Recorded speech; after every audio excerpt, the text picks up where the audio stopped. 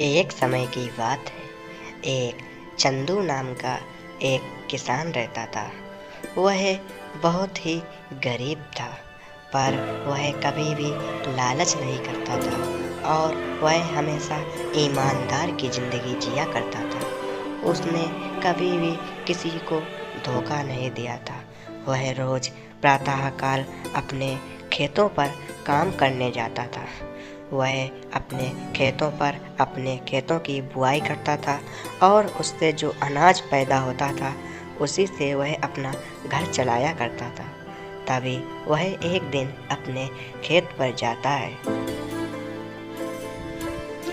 और वह खेत पर पहुंचने के बाद में वह अपने खेत पर अपने बीज डालने लगता है, जिससे कि उसकी फसल उगे और उसकी फसल अच्छी हो।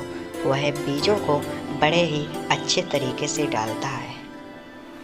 वहीं दूसरी ओर उसी गांव में एक सेठ रहा करता था।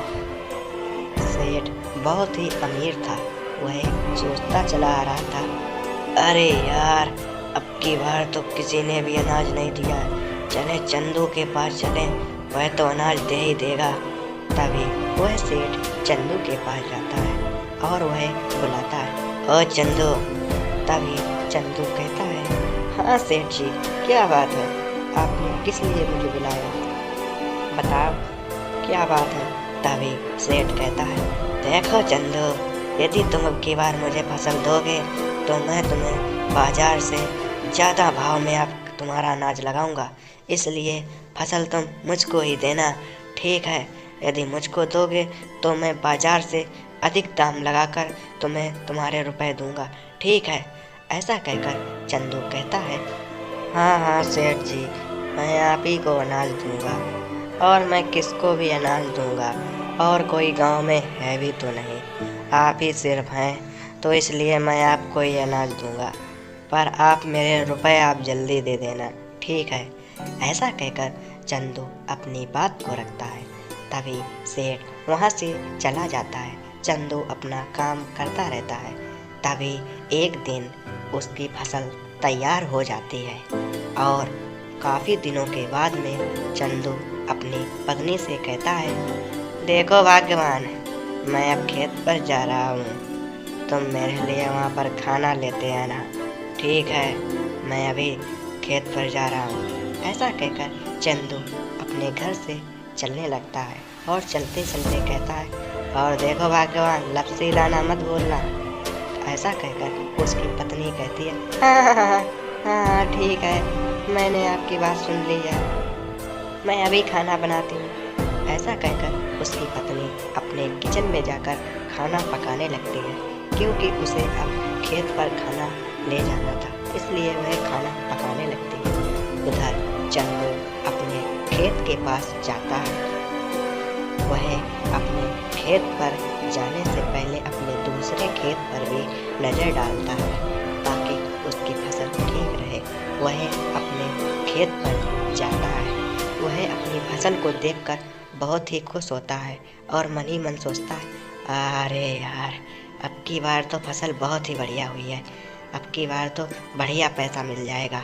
ऐसा कहकर चंदू अपनी फसल को काटने लगता है और अपनी फसल को जल्द से जल्द काटता है। वहीं दूसरी ओर उसकी पत्नी आ जाती है। तभी उसकी पत्नी कहती है, अरे ओ जी, सुनिए, खाना खा लीजिए आके, मैं आपके लिए खाना लाई हूँ। तभी चंदू उसकी बात को सुनकर कहता है, हाँ हाँ भाग्यवान, आ रहा हूँ खाना खाने, बस थोड़ा और रह गया है। ऐसा कहकर चंदू खाना खाने के लिए चल देता है और वह दोनों वहीं पर बैठकर खाना खाने लगते हैं। चंदू की पत्नी उसे खाना देती है और वह दोनों खाना खाते हैं। खाना खाने के बाद में चंदू की पत्नी वहाँ से जाने को कहती है और चंदू की पत्नी खेत से अपने घर की ओर चली जाती है। जैसे ही चंदू की पत्नी घर जाती है, चंदू भी अपनी फसल को काटने लगता है और वह फसल उसकी अब थोड़ी ही रह गई थी, इसलिए वह अपनी फसल को जल्दी जल्दी काटता है और अपनी फसल को कट जाने के बाद में वह भी अपनी फसल को देखता है। अरे यार, फसल तो सारी कट गई।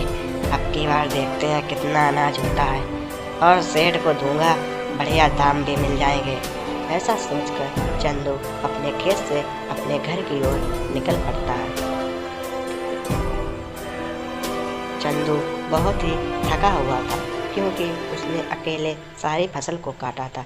इसलिए वह घर आते ही वहीं पर लेट जाता है, और रात का समय होता है, इसलिए वह खाट पर लेटकर सो जाता है और घुर्राटे मारने लगता है।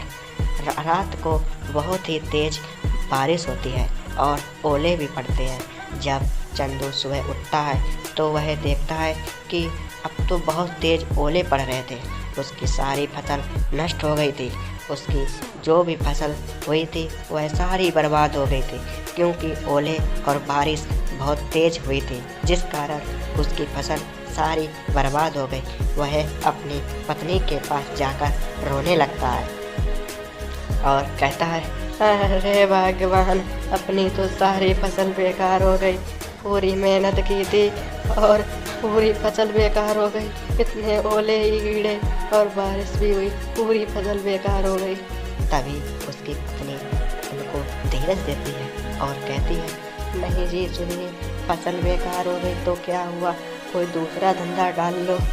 मैं आपको एक विचार देती हूँ, क्यों ना आप फल फ्रूट बेचने लगो।